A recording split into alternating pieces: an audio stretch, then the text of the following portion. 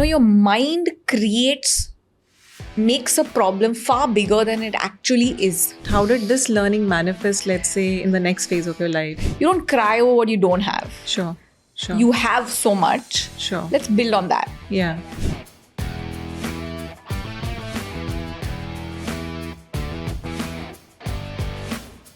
Glass half full hai. It's not half empty, and that's ingrained since you were 5 years old. Yes, Varun and I as people are big believers that life skills is the biggest proponent to success.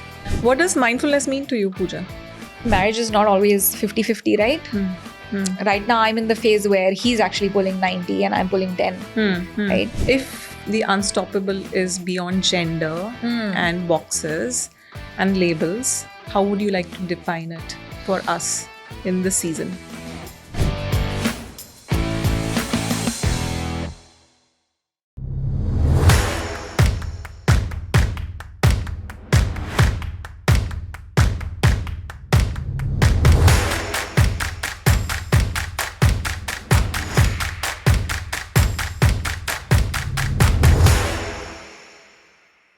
Pooja, welcome to the show.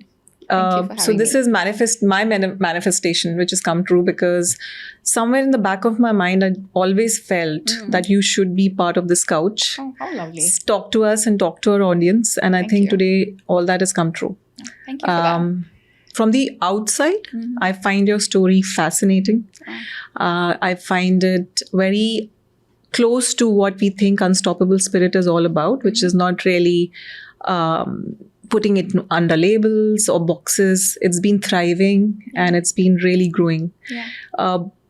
We see a lot happening from the outside. Today, we're going to go a little deeper, if you allow us. And my first question is, where did it all start for you? Can we just go back in your memory lane to your childhood and give us a few glimpses? I actually have a very distinct memory of when I knew that I was 12 years old and we were at an airport. I won't get into the story of the airport, but it was very distinct. I lost my dad when I was very young. So my Sorry mom to hear that. is a single mom. Okay. And so she's the one really with the unstoppable spirit. Sure. And I think it's sort of like genetically passed on, I feel, but also through watching her and the way she, it's difficult, right? Absolutely. As a single mom, as a single woman, at that time, mother of a daughter, same tropes of things that didn't work out with the in-laws. No siblings? No siblings. Okay.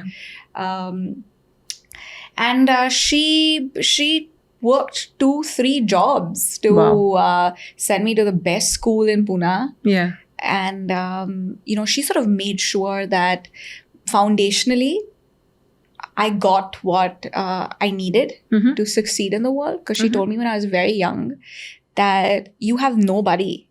I'm here till I'm here, but you've got to do it yourself.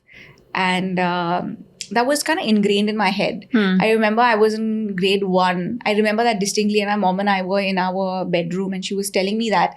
She sort of like looking through papers and she was telling me as a first grader, this is our LIC policy and this is where the jewelry is and this is the paperwork, and if something happens to me, this is who you have to call. And I remember I was in class 1 when my mom, so I was 6, right? At that age? Yeah. When my mom was distinctly telling me that. And at that age, you don't understand why your parent is telling you that. Yeah. But now as a parent myself, I understand it. She was so worried that if anything happened to her, what would I do? And it was just basically her and I in this world. And my mom's side of the family is very supportive, but it was still her and I. Okay. And I think, so those are the times when, those are sort of the building blocks to your own intention or the kind of life that you want to live. I tell this very often that was never, I don't look back at it and say it was a struggle, because we were not in a good space financially and we were not in a good space socially as well. And there were so many things that as a child you feel like, oh, why don't I have that? Right? But I do remember that I had, even at a younger age, to channel that what I don't have into, hey, I want to make sure that I work to getting it. Very nice. So basically not looking at the lag, but seeing how I can see the glass half full and I'm make a most of it. deeply positive person. And Can I just out of curiosity, and I just wonder, when your mom said that to a 6-year-old, how did you process that at that time?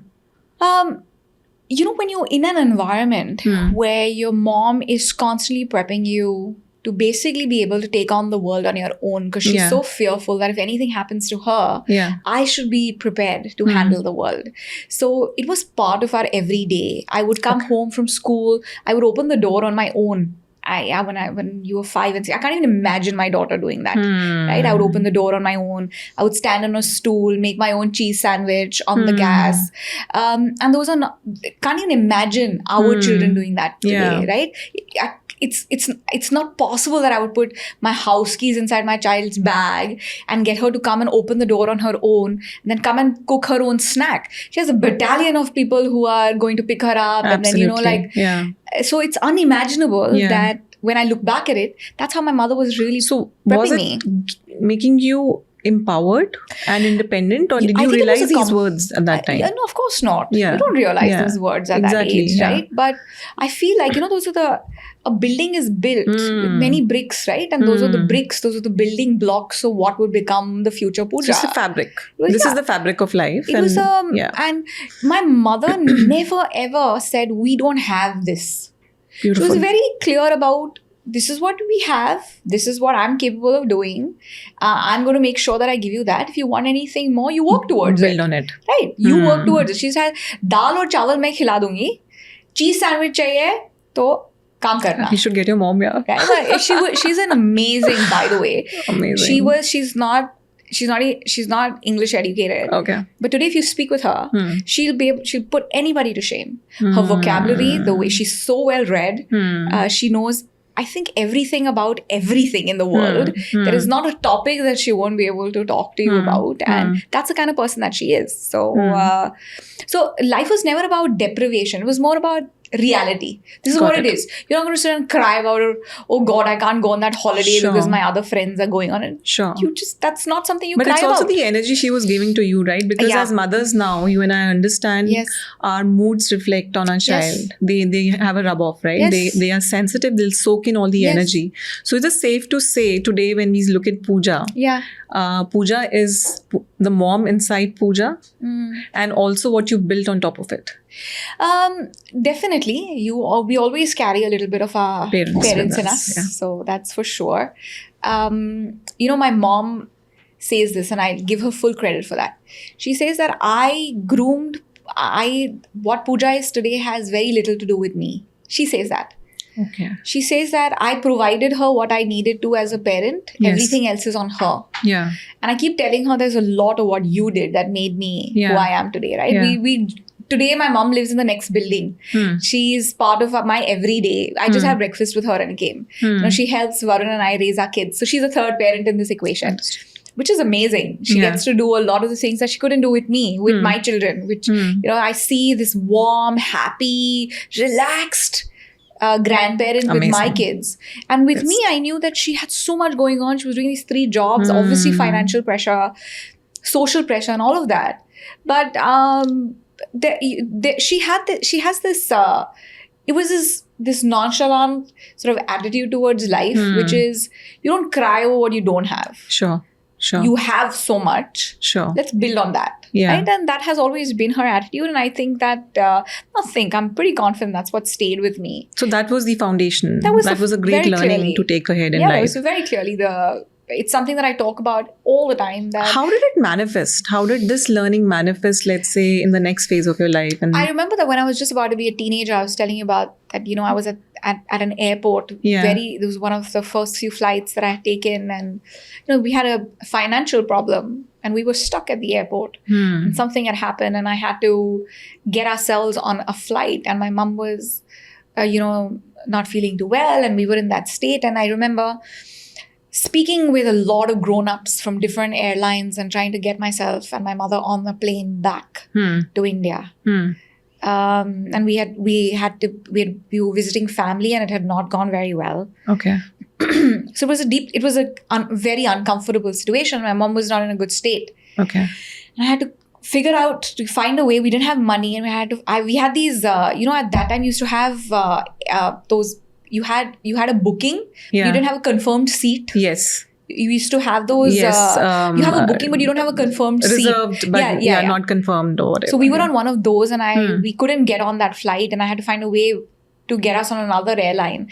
And I remember negotiating my way through that and got us on a plane on a different airline back to Bombay. And I remember telling myself, well done, Pooja. I told myself that. And that's the day I started talking to myself. And I say that, my people, all my friends, even my husband, now even my children, they make a lot of fun of me because every morning I talk to myself for 15 minutes. This is loud talking. Loud talking. I look at myself in the mirror. I give myself feedback.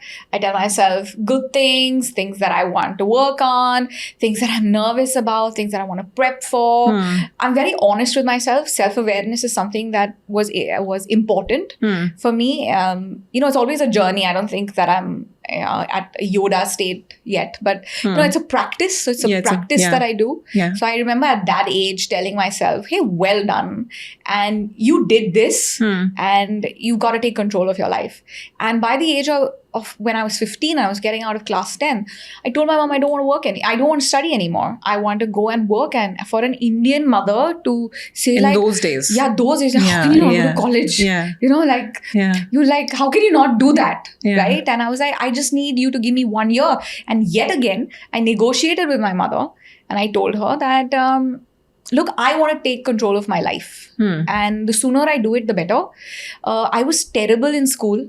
What is terrible mean? I mean, my marks were ridiculous because I would just not care about. I was so focused on, I wanted to be part of debates and I was an elocution. So overall, you're looking at overall how you can learn more. I'm a person, today my new company is focused on that largely because of my own experience. I'm a life skills person. I was so focused on building my stage presence. I was focused on, making sure that I was raising my hand for opportunities that were not necessarily academics. I wanted to be part of debate teams and I wanted to keep training my mind that I want to win this argument. I want to be able to prove a point and learn tact and learn how to do those things. Where did this knowledge come from? See, because at that time, one is the proof which you got, right? Like you said, at the airport, I took the stand, I showed up and I spoke and I found my voice. And that voice never shut after that. Never. It kept growing. It kept growing in flavors and versions. And you've done this. You put yourself under spotlight. Yes, all the time. Did it make you uneasy sometimes? I have severe social anxiety. I have severe social anxiety. I'm not social at all. The reason you don't see me is because I like to be at home. High five. Yeah, I hate big crowds. I created my own space. Exactly. I hate big crowds. It takes me days to recover from a big event where I have to expend energy to sort of interact with a lot of people. But that's one part of me. But there's also a part of me that if you were to meet me casually, you'd never be able to tell. Because that's practice. I was not born confident. I became confident because I proved to myself again and again and again. And confidence, that's how you build confidence. Because you prove to yourself again and again and again. And that's what I wanted to do. I wanted to keep proving to myself that, hey, I've got it. It doesn't matter if you don't have that support system. It doesn't matter if you don't have the money. It doesn't matter. You build it yourself. You knock on the doors. You raise your hand. You create your own opportunities. Beautiful. And I learned that, through things that my mother was talking to me about, through the environment that she was exposing me to, because I was going to really big schools. I was with children who had a lot of opportunity and I could see that. I was like, okay, she has that or he has that because of the family that they're part of. I don't have that because I don't have that family. So how do I bridge the gap? How do I bridge that gap? Yeah. So those were experiences that made Pooja. Wow. So it's so often that you think back, right? That look at my kids and I was like, okay, how am I going to build that grit in them, that resilience in them to be able to be to have the fire. And I think they will find their own, everyone's journey. It doesn't come from poverty. Yeah. Resilience doesn't just build there. Yes. There are different ways for that to happen. Yes. And as a parent, it's my job that I constantly create that environment for them to be able to build that, because I know how important it is. I do not care about what they do in school. Both Varun and I, we were academically... They'll figure it out. We were rubbish. Don't sweat over this. Look at us, right? We built massive careers for ourselves, and we know that it's possible. But there are certain things that you need to have in you. There is a discipline that is required to be able to show up every day, even when things are not going well, even when everything is stacked up against you.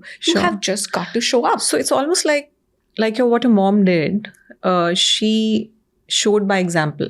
She showed up. She showed you by example. It wasn't like theory and reading out. So you and Varun are doing the same for your kids right now. And it's exactly like that, right? Why, when we have this whole conversation, your children will be how you are. They see us. They see how we are. They see how we react to situations. They see, am I exploding or am I being able to, take 5 breaths and calm down? In our home, it's this. If anyone is getting angry, we say, I need to take 5 breaths. Even my 3-year-old now says that. Sweet. Right? You say, I'm going to go to my corner and take 5 breaths before I talk to you. Beautiful. So this is vocabulary. And exactly going on in my house, because my son now feels meditation is normal. Yeah, exactly. You get up in the morning, you do yoga, you sleep. Before you sleep, you do meditate. Yes. And you're like, okay, mama, if you're stressing, just take a breath. Correct. It's okay. Exactly. Slow down. Yeah. Right. Because that's the thing. Yeah. Because your own body and mind have the ability to actually center you. Because you have zero control of what the world is going to throw your way. Yeah. Zero control. Yeah. The only control you have is how you react to the world. Sure. Right? And that is in your control. And that's powerful. Right. How you react to situations. Sure. And so what we see, Pooja, right now is obviously, you have worked on yourself. Yes. And continue to. And you continue to. You're, both of you keep saying we are eternal seekers, and it's something which is a work in progress. Yes. And it's beautiful because, it just makes you very humble in life, right? Yeah, I think we as parents have become much more protective because it's also a very unsafe world. I remember the key around my neck, and you reach home, you open the lock and all of that. How does that make you feel as a parent? Aren't we constantly petrified about the world that our children are living in? Isn't it? That's a constant state. But we chose to bring them into this world. So it's of course our responsibility to make sure that we prepare them as much as we can. Yeah. Right? Yeah. Because we can't do all of the job. Yeah. We have to prepare them to get to a stage that they can do the job. Yeah. Right? Of taking care of themselves and making sure that as parents we give them enough, not just foundationally, but also spiritually, emotionally, for them to have the courage to face the situations they are going to face, because we cannot even predict it. Yes. Right? Yes. Our parents used to say, मैंने दुनिया देखी है, पर उनकी दुनिया तो हमने देखी भी नहीं है. बहुत अलग थी. हाँ, उनकी हमने देखी नहीं थी और हमारी तो बहुत ही चेंज होती गई है. और जो हमारे बच्चों की दुनिया होगी वो तो it's unimaginable, no, right now? It is. So the only job we can do is prepare them to handle life and not just handle a job and not just. So life skills become even more important. Varun and I as people are big believers that life skills is the biggest proponent to success, because we have lived that. This is not just a belief system that has been read in a book. This has been our entire life. Right? So your operating system is that. Our operating system is that. Life skills trumps any form of academic skills in our household, right? Is that right or wrong? I don't have an answer to that. It works for us. Sure. So, see, one is the values and the belief system, which is making your operating system. And the other thing is, it's also about in that journey, when you're building that operating system, are you leaning on something else? Are you leaning on enablers? Are resources required? For you, maybe it's worked like this, but if somebody is watching this content right now and they're like, yeah, theek hai, but she's mentally very strong. Maybe I'm not feeling that strong in this moment right now. What can I do? What can I do, Pooja, to be resilient like you? How can I learn life skills the way you learned? Was it a self-talk you did all the time? What was it? I'm doing this with my 8-year-old daughter. Okay. Your mind is a muscle, like a bicep. Okay. You train it, it gets stronger. Strengthens. Yeah. The same way, that's how your mind works, right? You train it. You train it to be stronger. That doesn't happen with you one day getting up and saying, I'm going to do this. That's motivation. That's not discipline. Because motivation fades. Fades, yeah. Discipline stays. Correct. On the good day, on the bad day. Correct. You're not feeling good, you still show up. Yeah. You still talk to yourself. Yeah. You still give yourself feedback. Yeah. You still do all of the tasks that you're supposed to do. And that practice is how resilience is built.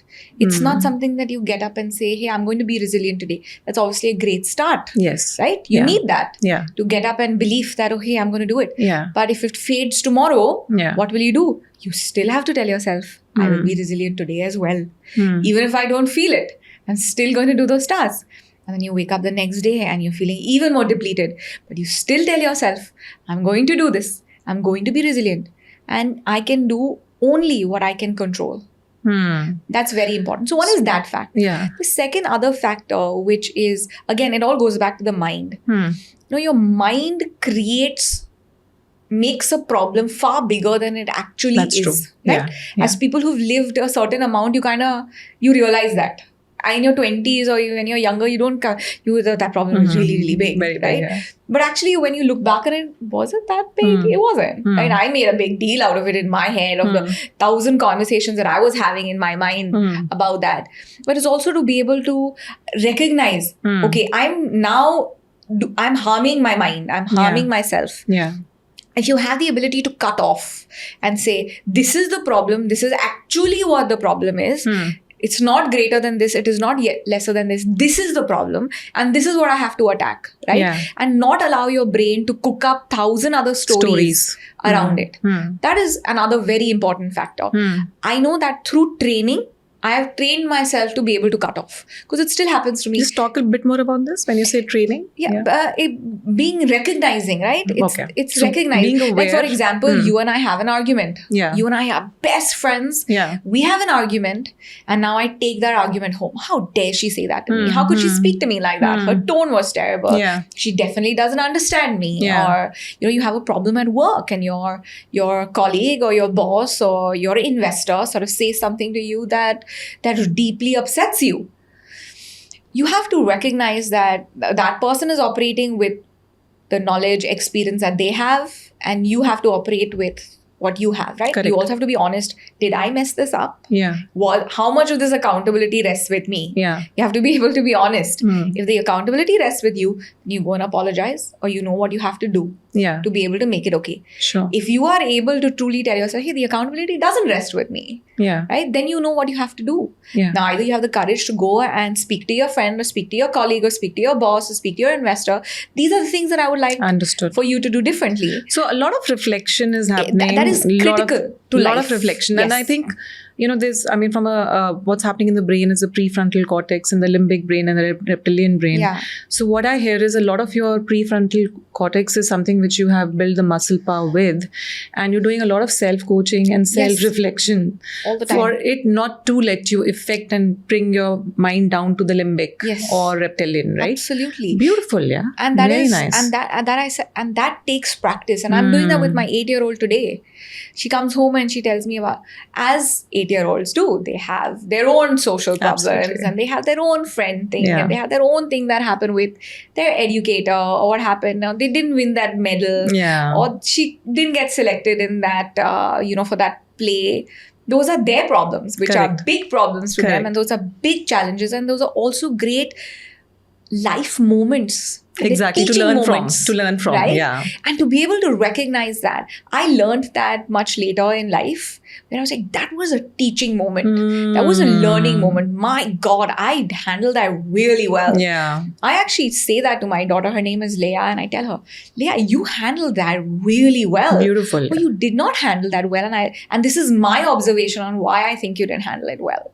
Right? And we talk about that even today. And for me, that is me helping her build her resilience. Very nice. And build her confidence. Very nice. Right? Just let's hold on to this. And when you're saying this, I feel the power behind it, because as parents, if we are not giving that time to children, yes, and we are not around when they're coming back from school, yes, that golden time of 1 hour, 2 hours when they're just letting out, they want to let off the steam, and yes, so many things have happened. Yes. I think a lot of things are happening at that time. That is the time. That is the most precious time. We call that family time in our home. Phones are away. Non-negotiable. There is it's even our 3-year-old now say, let's play family. For him, it's a game that we playing family, and where everyone talks, everyone says what they're going through, and sometimes our kids are interested to know about what's happening in our lives, and sometimes they'll say, oh, really? Why did you do that? Oh, that sounded not right, Papa. Or so there's a critical feedback coming, reverse feedback all the time, and we give each other feedback. Very and nice. We tell each other stuff that we tell our kids, we met this investor, I think we bombed this, or we did really well here, or because that's the current phase that we're sort of going through when you're building a new company, and or we spoke to this customer and this is the kind of feedback that we got on what we're doing, or this is what happened with the platform. I don't know how the algorithm is going to change. My gosh, I have a difficult day tomorrow. And she's telling me, okay, what do you want to do about it? Would you want me to read your book, or how do you want it to be? We play music, we relax, we unwind, we tell each other. They see if Varun and I have had an argument, I'm upset with Papa right now, or he'll say that Ma and I are dealing with this right now, or we will hug each other and we'll kiss each other, and we'll make sure that they see us go through emotions, all seasons and shades and emotions. We're human beings. Yeah. I remember this. I had that penny drop moment, and I realized my mom's not a superhero. She's a woman. She's a human being. Yeah, it's which a is true. penny drop moment. Yeah.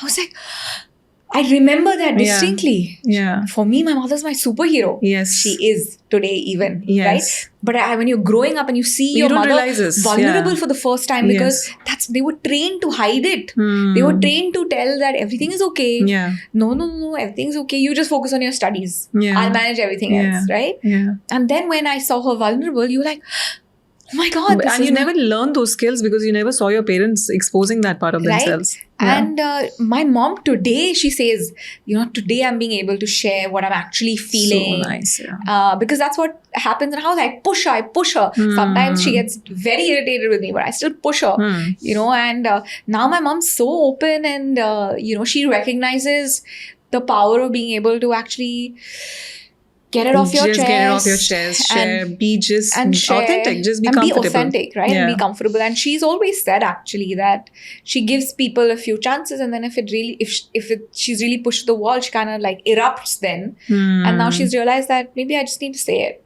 Yeah. I need to get it out there. And our kids see that with us. They see us really deliriously happy. They see us sad. They see us angry. They see us in every form. Yeah. And we name those emotions. Sometimes we're like, listen, I don't have the bandwidth to just talk about this right now. So let's just color code them. Yeah, I don't have the bandwidth right now. I'm deeply frustrated. I'm very annoyed that this is... So the vocabulary in our household is like that. My 3-year-old is saying, I'm frustrated.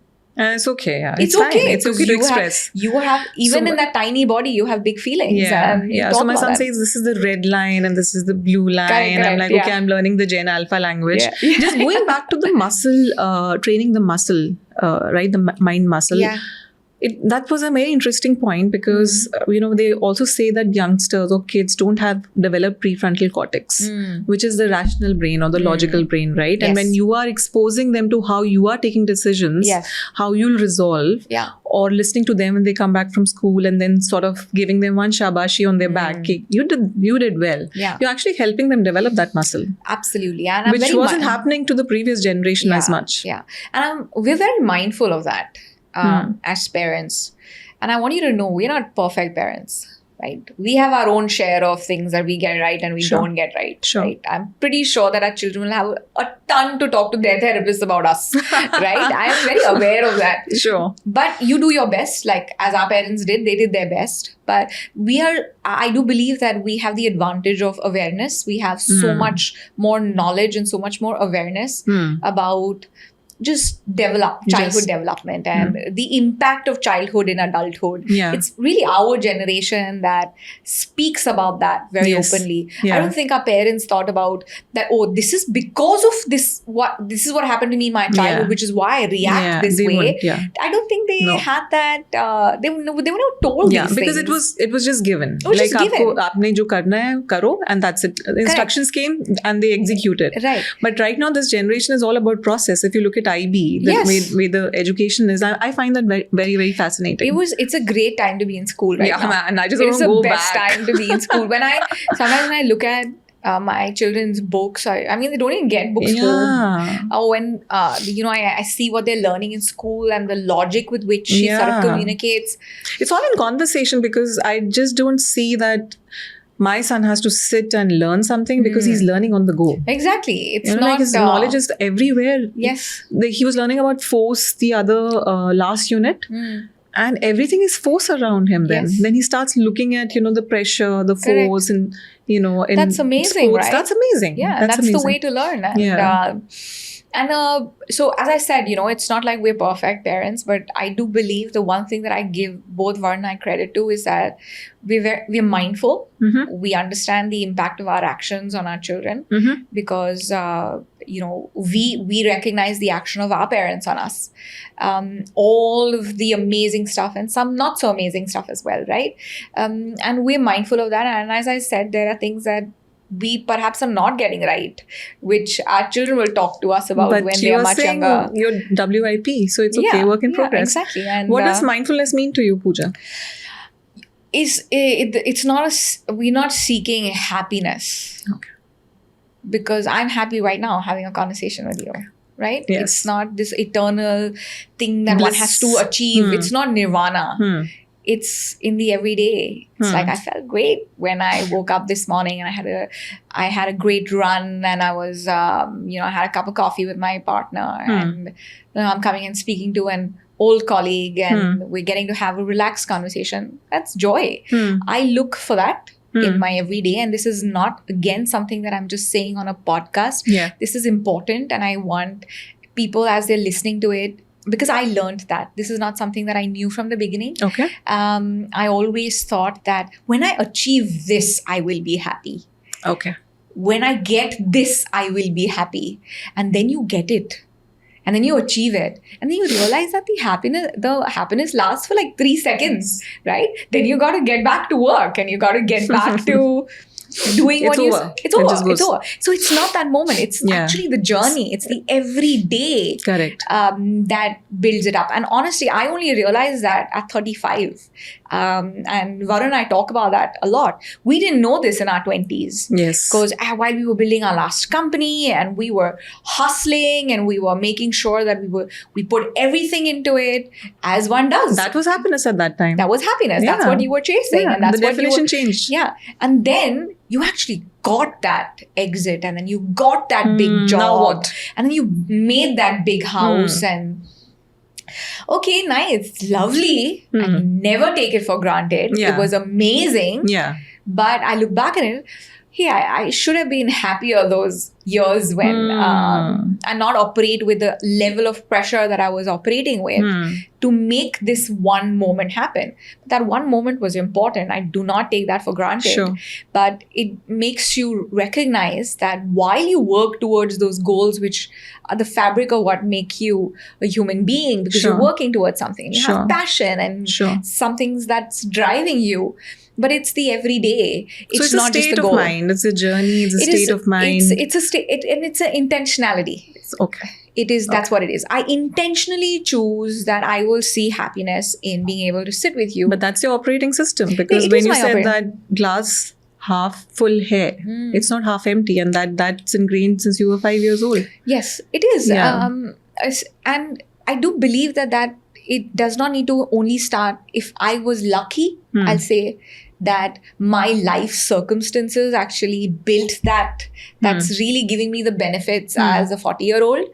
But I do believe that someone even at 40 can do it.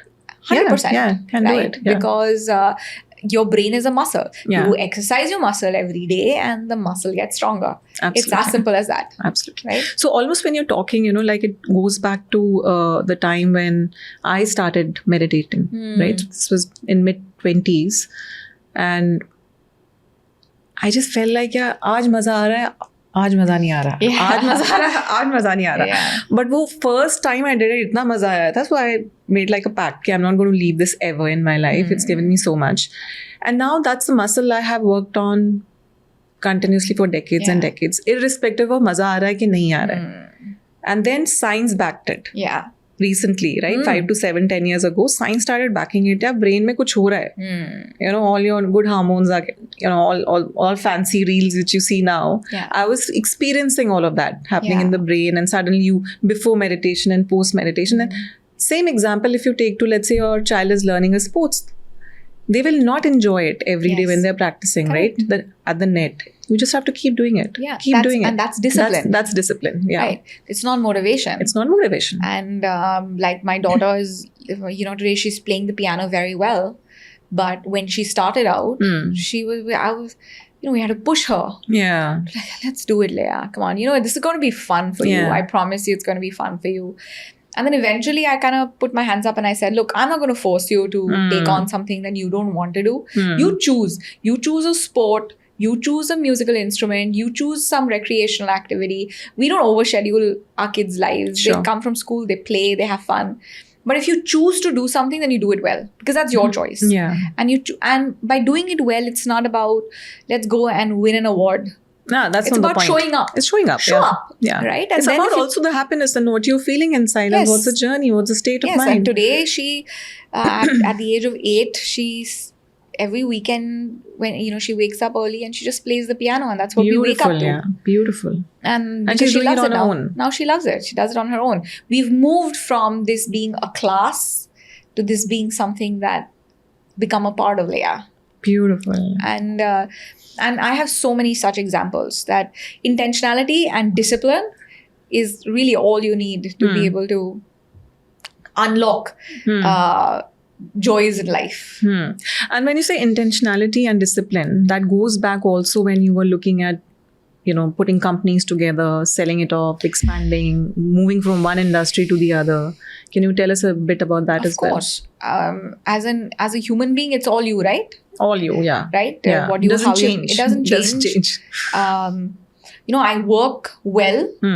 I live well. Everything's kind of like interconnected in the way my partner and I operate. And of course, it goes, your 20s are different. When people say that wisdom actually, age and sort of experiences do make you wiser. Absolutely. Right? Yeah. Now, am I fully wise? No, but I do know that my experiences have guided me in a way that today, the way we're building our company versus how we built the last one are different. Because today there is experience guiding us. There are also things that you can predict. So, safe to say you mastered the skill? No. Not yet? I don't think there is any mastering here. Okay. But I do know that we're doing it better. Okay. Right? And I'm sure about that we're doing it better. Even then, we have moments where we're like, gosh, we knew this was coming and we still made the same mistake. And that's part of being human.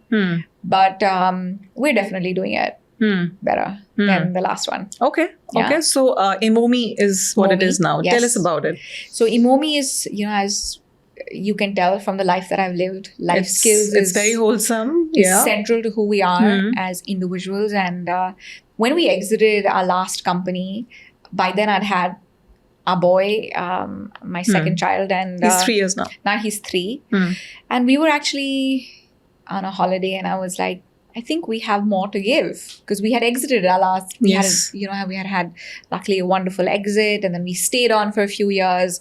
In big leadership positions. It was a great experience, and that was a great acquisition. And I was like, do we have more to give? And we did have more to give. And the more to give was the way our children were getting educated and the access they had to tools. And look, these are kids who are going to a really good school. They have parents who are so self-aware. Their parents really believe in this whole concept that life skills, that 21st century skills are integral to holistic success. So we started double tapping into that. We really started scratching that. I was like, is it just you and I? Or are there more people out there that really believe that? And the one thing that that we did very well in our last company which was Glitch, is that we had a real pulse on culture.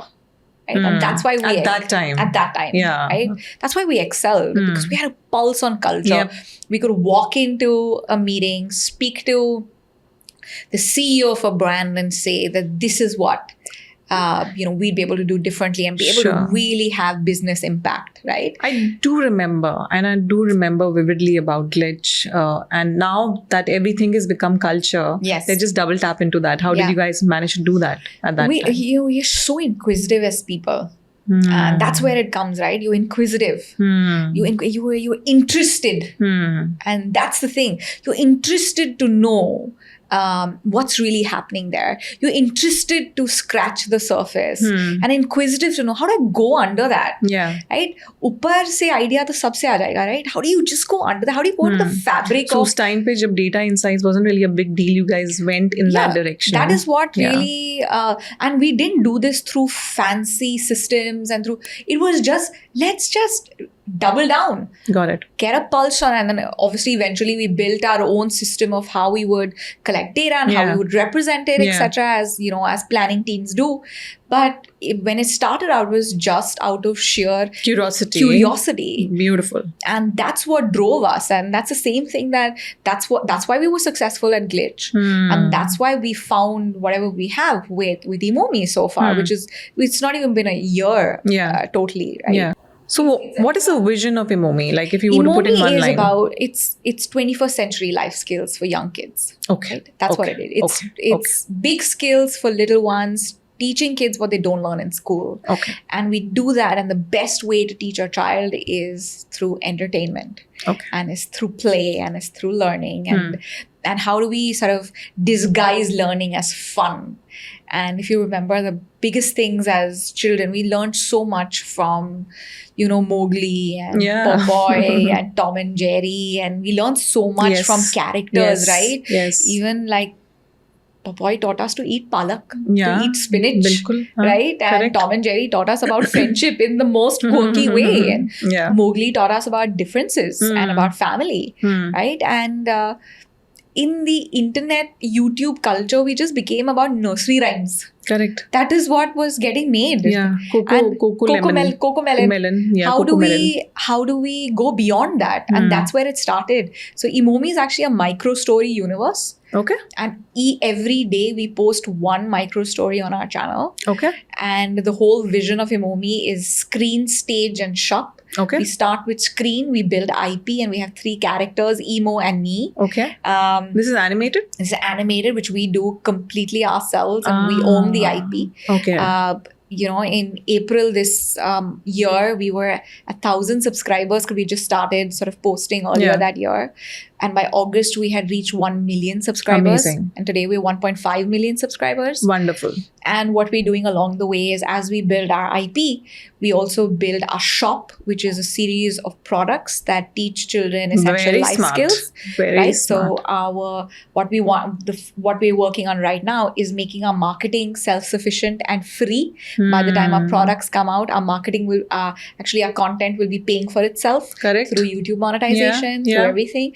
Right. So our biggest brand cover will be self-funded. Beautiful. By that time, we will have our shop, which is really going to come out very soon. A series of products. We experimented with play kits. We experimented with puzzles. We've been testing. We've been doing a lot of that. We've got really great feedback. Now we're going to extend into multiple other categories, and that's going to be launching very soon. Okay. And as we grow further and further, will be our stage, which will be play areas and experiences and shows. So more into experiential. That will be so we have a 3S strategy. Okay. The first S is screen. Build the IP. get it to a large global scale. Today, India is 20% of our audience. The rest comes from the US, comes from Philippines, comes from UK. That's where our audience is sitting. And as IP builds, and an IP business is built off love for characters. Absolutely. As our characters get famous, we create more and more products that actually build this whole world to life. That get into consumers' homes. And that becomes a huge monetization path for us. And as the IP builds even further, let's look at Peppa Pig as an example. Peppa Pig was a TV show. There's a whole range of Peppa Pig products and merchandise and apparel and etc.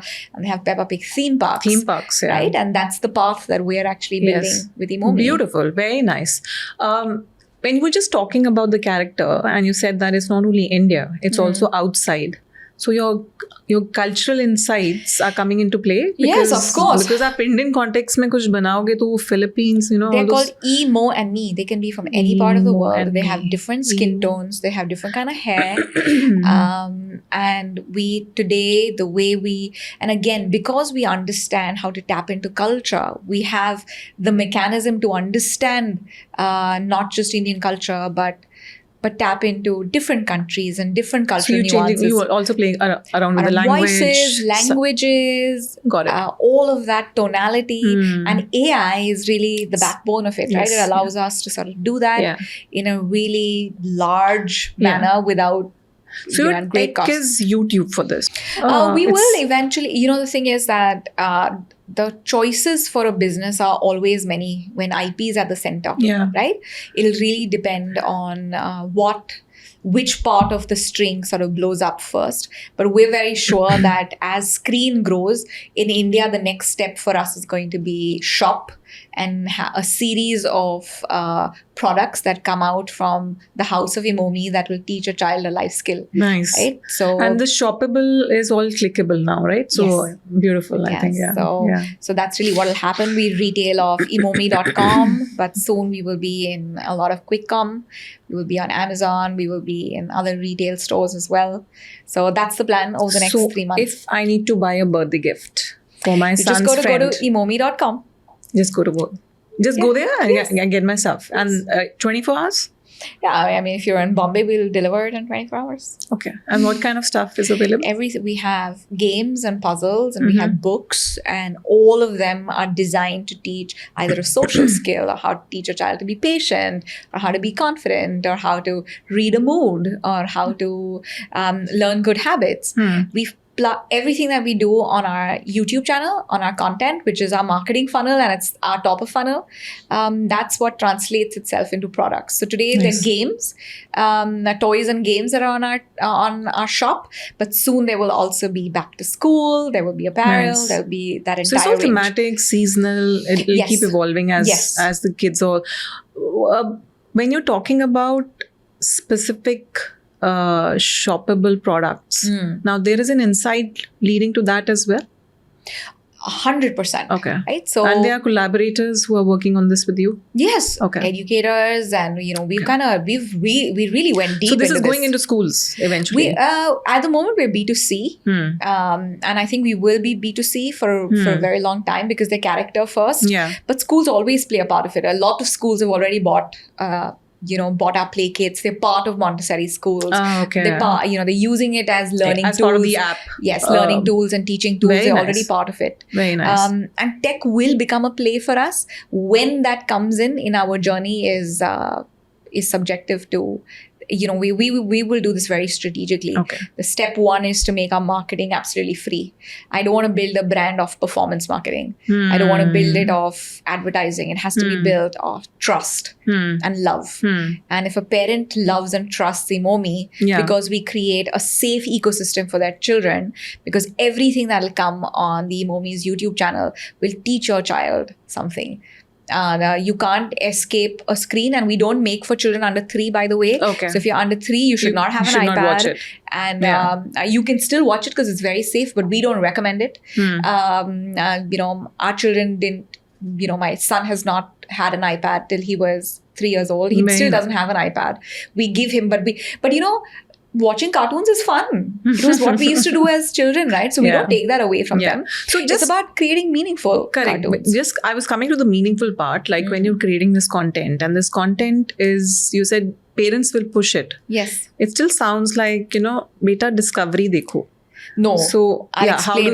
Please and that's explain. where characters come in. Okay. Right? Right? Agar discovery dekhna tha, mama, I don't want to do that, right? But if you have Emo and me, who are 3 fun characters who are suddenly talking to you about... So Famous 5, sort of intriguing adventure every day. Yes, you look at Famous 5, or you even look at... Enid Blyton. Enid Blyton, or you look at Peppa Pig. There would be something that we will teach you. Now, there are so many things from, what Peppa Pig has done right or wrong that we've learned from to make sure that we don't make those mistakes. Yes. So these characters are doing something where the children are soaking in. It is learning disguised as fun. Understood. So every video that you see from EMoMee will teach you something really exciting, and a parent will look and say, watch more of that. Yes. Because parents are our customers, and not because of what the shop will do for us. But if parents trust us and children love us, then you have cracked the code. It's a good code and to that's crack. what we're doing. Yeah. We have a trust funnel. And the trust funnel starts with our YouTube ecosystem. Our content will always be free. So a lot of pull marketing. It's not really push. Push. Yeah. It has to be pull. And which is why for the first year and a half, will it really be on investing in IP and building that ecosystem. We've already started sort of seeing the results of that. Because are you going to look at brands coming on board? Yes, we partner with a bank to teach financial literacy. It's already on our channel. So it's going to be a series of 12 episodes or something like that? We post 1 video a day. So we are a micro story universe. 1 video goes out on our channel. Micro story or stories? Micro stories. So there are micro stories that come out on our channel, and each video is 1 story. 1 minute? 1 minute. So it's safe to say you guys are the OGs of microdrama in India? For children, perhaps. For children, perhaps, yeah. Because that's pretty much in vogue these days. Everybody's talking about microdramas. Yes. It's a big industry. But the only thing is that we're not going to make children pay for it. We will make our monetization will come through products that we actually sell them. Lovely. Because I love the model. Because they trust the content that they're watching. Yeah, I love the model. So content actually becomes your marketing tool, so to speak, without even pushing it out there. And that's what we're doing, right? The first step is to build the brand. Yeah. We've forgotten that, I feel, along the way, right? We've just focused so much on performance, and we forgot what it felt brand love and the brand. Yeah, to love a brand. Yeah, what it really means. And to feel something when you... And you're in your customer's mind, you're not part of their life. Yeah. As a customer, we have a shit ton of problems and things that we're dealing with, right? But if there is a brand that is subconsciously in your brain, you're like, EMoMee, I trust. Yeah. So what I get from EMoMee is something, okay, I see an EMoMee bag, I see an EMoMee toy, I see an EMoMee water bottle, I see an EMoMee, whatever I may see. It's culture, community, right? Yeah, so I will trust them because I know that they will be safe for my children, their messaging will be on point. Those are the things. So this is on point with culture again. Yes, all with culture. Yeah. Right? So this reminds me of I don't know if you're aware of Cosmic Yoga. There was a channel which started during COVID, even pre-COVID, and this lady used to just come in different, get-ups and do storytelling with yoga. Oh, okay. And that's how my kid learned yoga. Oh, okay. So he's like, oh, this is great. 2-3 years old. He just picked up yoga like that. Yeah. And there's the power in good content, the power in... We built our entire career on that, right? On power in content marketing. That's what we've built our entire career on. Yeah. And we know what that can do to a brand, what that can do from a marketing standpoint for your business. And good content when done consistently. And our main objective is that we want the content to fund itself.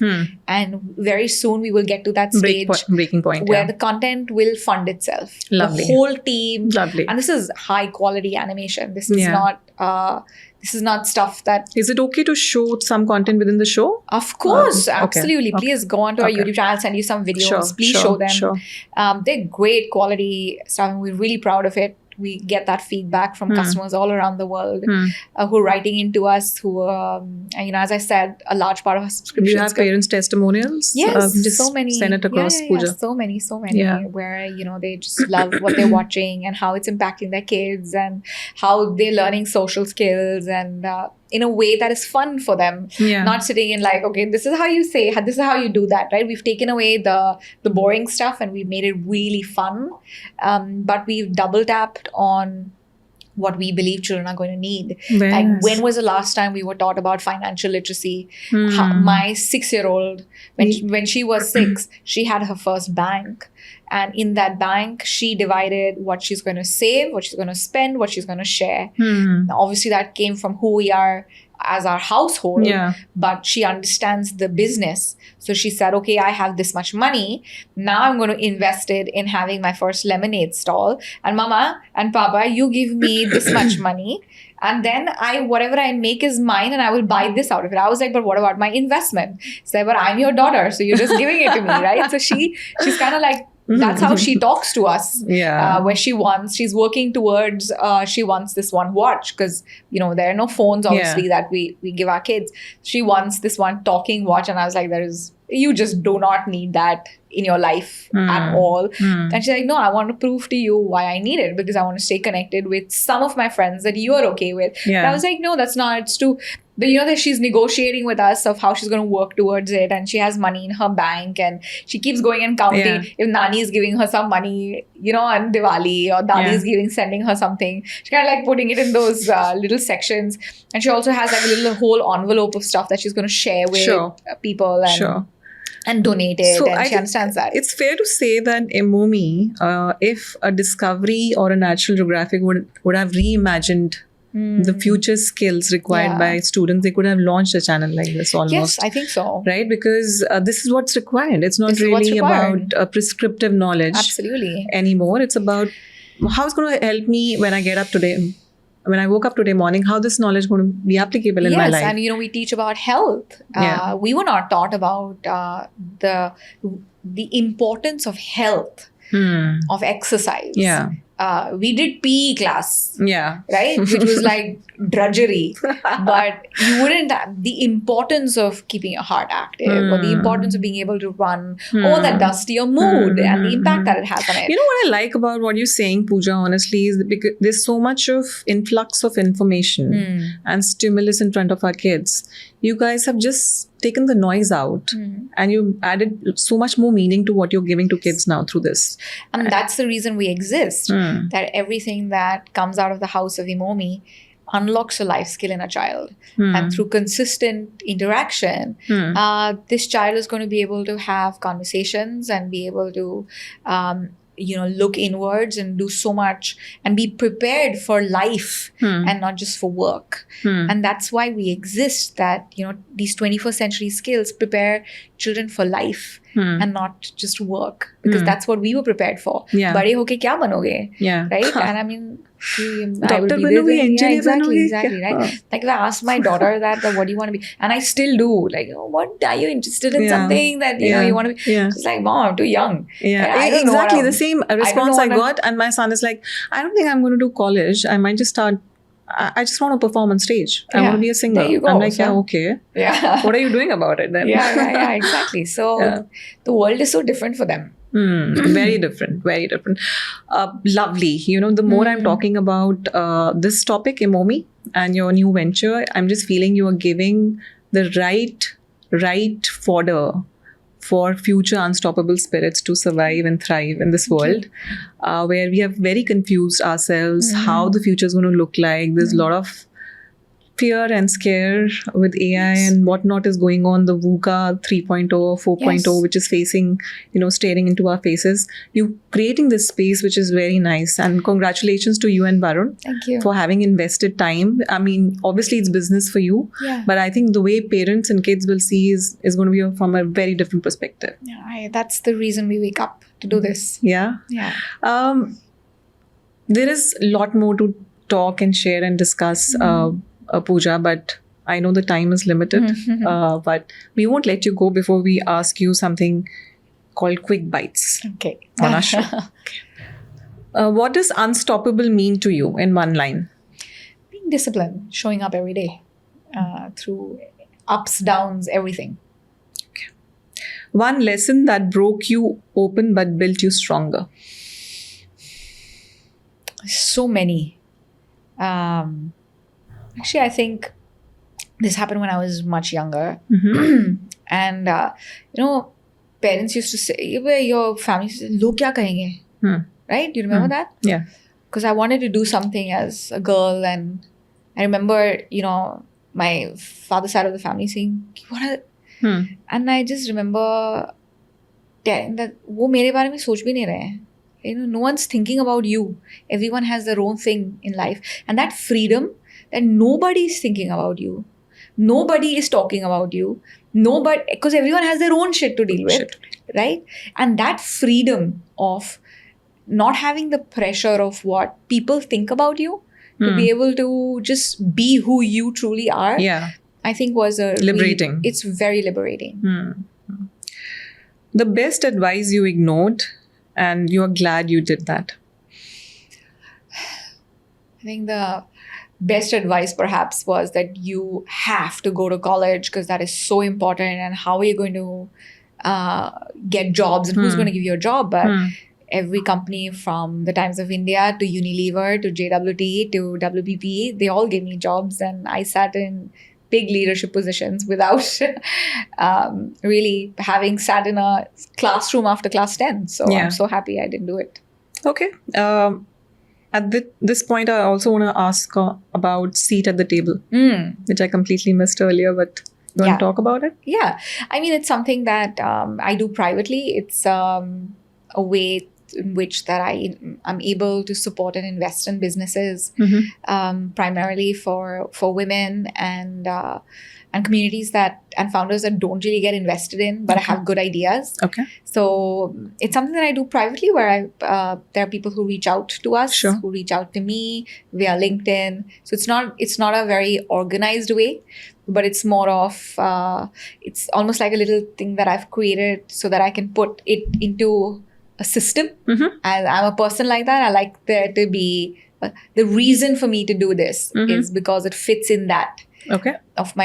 That's why I will put money into this. Okay. Right? So that's what seat at the table is. Beautiful. Beautiful, guys. So if you were to reach Pooja for seat at the table, we tell them to reach you at LinkedIn or? Yeah, LinkedIn. LinkedIn. Okay. One belief you've outgrown.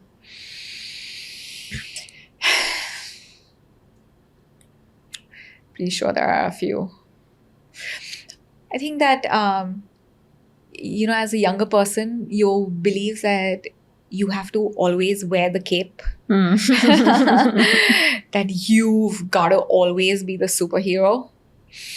I really don't think you took it off. I just have taken it off. Okay. And I say I just don't have the ability to do this anymore. I say that very often. That I'm just not the same person anymore. I cannot do that. I'm unable to multitask. Which I was very, very good at. But I think I'm just choosing not to. I say a lot of no. Because I have such good, healthy boundaries today where, so I don't have to wear a cape all the time. It's okay if everyone doesn't like me, and that's okay. And that's okay. Good.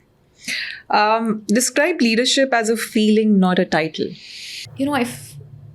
And that's something that's very important to me as an individual, is that my job as a leader is not, being able to lead and being clear and all that are the basic things of being a leader, right? But if tomorrow I decide, hey, this is done and I'm going to move on, my company is able to move on without me. And for me, that is very important, that I did everything I could to empower my team, my organization, and the systems that I create in the company, that it is not about Pooja. It's about what I was able to help create along with many other people. And I was able to fuel that in a way that it doesn't crumble if Pooja walks away. Right? And that is important to me. Wonderful. That it's leaving a legacy behind. I don't actually think of it as legacy at all. Okay. I think legacy is I truly do not care about it, because once I die, who's going, I'm not even going to know who's going to talk about me, right? I truly care that I made people feel good, and I'm not going to die as the CEO of EMoMee or, the CEO of Glitch or group CEO of this. Sure. Like, I'm going to care that the people that work with me, the children, my kids, my family, my friends, that they felt good, that they had good stories about Pooja. And in the same way, as a leader, my hope is, what I always work towards is that I leave a team of empowered people. Got it. Who can, take the company that I created and take it forward and go out and do the things that they learned with me and that I learned with them, and they can do it individually as well. For me, that is important. So I hear a lot of empowerment. I hear a lot of giving away, the knowledge. I don't operate from that space of giving away at all. I think that's just to... I have a responsibility and an obligation as an individual and as a human being to show up in the capacity and the opportunities that I've created for myself and the opportunities that are given to me. Right? And that is my obligation. And that is my only obligation. I do that with integrity. I do that with intentionality. And I do that with discipline. Now, what everyone else gets out of it is part of their journey. Right? So it's not a duty for you. It is my obligation to myself. Got it. And I operate with that level of responsibility, I think. Beautifully said, yeah. One ritual that keeps you grounded. Self-reflection. I reflect every day. Every single day. Autopilot? It's autopilot. It's like, I could be anywhere in the world. I don't need things to make it happen. I can just wake up and... It's very important, right? It's very important. I self-reflect. I will, if there are things, you have those moments, right? That you've been in an environment, you've been in a situation where you have been a bit out of character. You have said something, you've done something I should not have done that. Yeah. Or you my God, I was amazing. Or I just had a great day yesterday. Or I didn't have a great day. I was not feeling too good. Or, I was terrible to this person.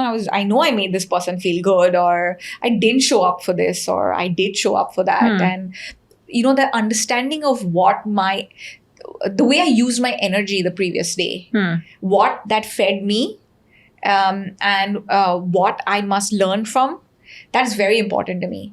So I do believe that I'm a self-aware person. I'm pretty sure there are things that I should perhaps do better as well. But I know that I walked a long journey. Do you do anything in terms of reflecting? Do you write journals? No, I don't have the patience, honestly, to do any of those things. So it's more of me time which you take. Me time. I talk to, and it's not like I'm having a monologue with myself. This is my conversation in my mind, that I could be sitting in a waiting room and sort of, it's practice. It's it's part of my training my brain. Yeah. It's my exercise. Got it. It's the workout. Yes. It's my brain's workout. A moment when collaboration changed everything for you. That's with my partner. Varun and I have this deep-rooted life partnership and also creative partnership. So that collaboration is honestly the best collaboration and I know he says the same. It's, we are so genuinely, sometimes brutally honest with each other. Communication is very important. Again, this was not how we were. We have worked towards it. We've been together for 15 years now. So we worked towards this. Lots of tears and growth. That today we can, even in an argument, we'll be able to, it's about mending and not ending. Right? That's the way we operate. That it's not about proving a point of who's right and who's wrong. It's like, okay, this is where we're at. Yeah. Let's now find a way to move forward. Because every partnership has that, be it professional or personal. And the reason we're able to, and it's again, everything is a work in progress. Everything is something that you need to do it intentionally all the time. But that's the magical part. I'm very proud of that, honestly. So collaboration with a great partner. Okay. I say that to my daughter, that if she marries, and I say that to my son, that if he grows up to be like his dad, in the way he is about growth and how intentional he is about, about, hey, how I can do this better. I mean, my daughter will live really well. Because choosing the right partner for yourself is very important. I'm very proud of that. Yeah. For myself. That I chose a very good partner for myself. We decided to work together. Not just professionally, but work together in life. You know, and that's important. And this is not, again, I said, this is not like an Instagram life. We have our own share of ups and downs as anyone has. Right? But I know that when we show up through our problems and our good days and our bad days, we'll show up with respect for each other, and that is most important in a partnership. That's another episode altogether. I mean, I can actually, you know, when I'm looking at her, I'm seeing, okay, there's one with mom and one with Varun, and there's something more in the professional journey which we didn't touch upon today. Parenting was great, and, you know, we went in depth. You know, EMoMee has brought in a lot of insights which is also relevant for the parents for the times we are in. Yeah. But you're coming back, Pooja. You're coming back on the show. Who quietly fuels your fire? That has to be Varun. You know, Quietly. He's quiet and loud as well. But you know, a lot of people actually, when they meet me, I want you on the show again. But actually, you don't realize that, you know, I sit with my partner and we talk about everything, and he fuels me that, marriage is not always 50-50, right? Right now, I'm in the phase where he's actually pulling 90 and I'm pulling 10, right? And there are times when I'm pulling 90 and he's pulling 10. It's not 50-50 all the time. It very rarely actually is, right? And so he does he's very vocal about how proud he is of me. He's also very quietly and intentionally making sure that I find my peace to be able to do what I need to do, what I'm motivated to do, what I'm excited to do. And then you require so much balance in your home space, in your mental space, your environment to be able to do that. And I acknowledge that. I told him just like yesterday when we were at breakfast, I was like, I just want you to know that I acknowledge what you're doing right now to make sure that I'm able to go out. And this has nothing to do with parenting and children and all of that, right? Because that system is set in our home. It's about just finding the energy to do the things that I should do, but I'm not doing. You know? So, and it's beautiful, isn't it? Because the partner is aware. Ye dormant hai. Ye energy, bring it up. Let's bring it up and having those right conversations. There have been times when he said to me, you were digging yourself into a deep, dark hole. And you were digging yourself in that. And you got to get yourself out of it. And I'm standing here, but I want you to know that it's you who's digging yourself in that hole. Or, you know that you can. And by the way, I have the same conversations with him as well. Right? So he's my most silent and most loudest critique, supporter, coach, and partner. Amazing. So both of you are not only self-coaching yourselves, which looks like the journey which you guys have been walking on, yes, but also coaching each other and being true partners. Yes, absolutely. Because that's what's required now. Isn't it? Absolutely. I mean, ghar pe agar, you have that right environment. Yes. Why would you ever break down in life or look for something which is every day would be brilliant? Then. Yeah, and as I said, it's not like everyone has their own sets of ups and downs, but I'm proudest of the fact that we can still show up and just be honest with each other and be respectful even when we're super angry with each other, right? Which is normal to happen. Yeah, right? I just want to be part of another show in which the kids are also there. So first I was visualizing oh my god, that will be chaos. That would be amazing, just for EMoMee. Just do a special and see, this entire life skill piece in action. Yeah, of course. In your house, just do a special one day and just like our children are very vocal, by the way. Yeah, you're creating that space for unstoppable spirits to thrive. And that was my fear, that wo dabni nahi chahiye. But you created a business on the back of it, right? Which is amazing. Fingers crossed. What is that tattoo, if I can ask? Because it's so visually there. So these are actually different dates that have been important to me in my life. Okay. Also, this is things that you do in your youth. Okay. So it's a combination of both. Okay, so finish this line. If the unstoppable is beyond gender and boxes and labels, how would you like to define it for us in this season 4? How do you define being unstoppable? Isn't it like it's this this fire within you that only you can recognize. You can look for it outside in the world, look for it in your friend, in your partner, but the unstoppable spirit comes from within. And the strength that you can find from within for yourself, because no one else is responsible for you being unstoppable, right? They can aid you, but you've got to do the work. Yeah. And I think that people who show up with that level of discipline will be unstoppable. Okay. So we call it unstoppable. What would you name it if you had to give it another name? I mean, I think unstoppable is a good word, but do you always just want to be unstoppable? Not really. No, right? I mean, I want to stop. Yeah. Definitely sometimes. So, I was joking with Tanushka last time and I said, you are able to stop. Yes. Unstoppable. You stop to be more able in life. Yeah. There's also a way of looking Absolutely. at it because, otherwise we take pauses all the time. Yeah. Right? All the time. I don't honestly operate with any kind of, I work certain hours. We live really well. And not because this has nothing to do with money. It has nothing to do with all of that. It has to do with you take care of your health, you take care of your body. That is your temper. That's okay. Everything else kind of can be okay. Because if that's not okay, then whatever you may have, it doesn't matter.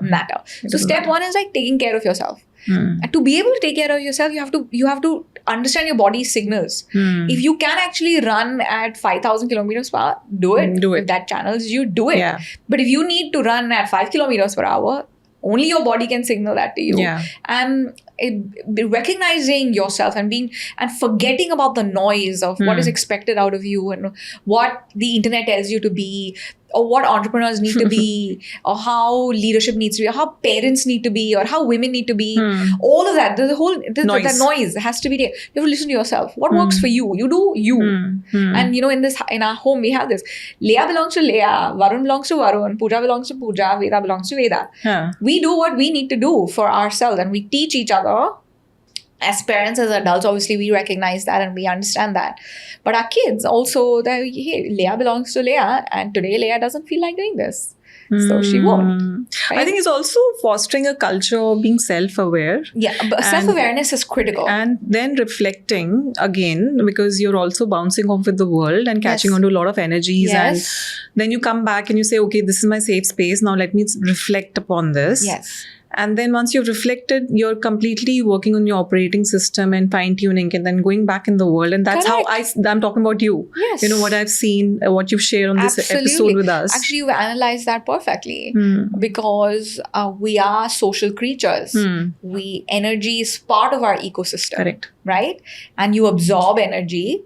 And then you got to train yourself to understand good energy, not good energy, something that I want to really tap into. This drains me, this excites me. Being able to understand your life and your body's signals, your mental signals, that sort of self-awareness is also very critical. Because again, that's something that I learned later on in my life. I mean, this part of the life that I'm living in is that you have only so much energy. Yeah.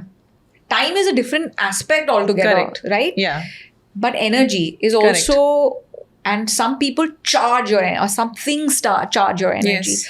Some tasks charge your energy. Yes. And some people, tasks, things just drain you. Yes. Right? And how do you take yourself, and so much of time and anxiety and pressure comes from this part of your life. And recognizing this phenomena. Right?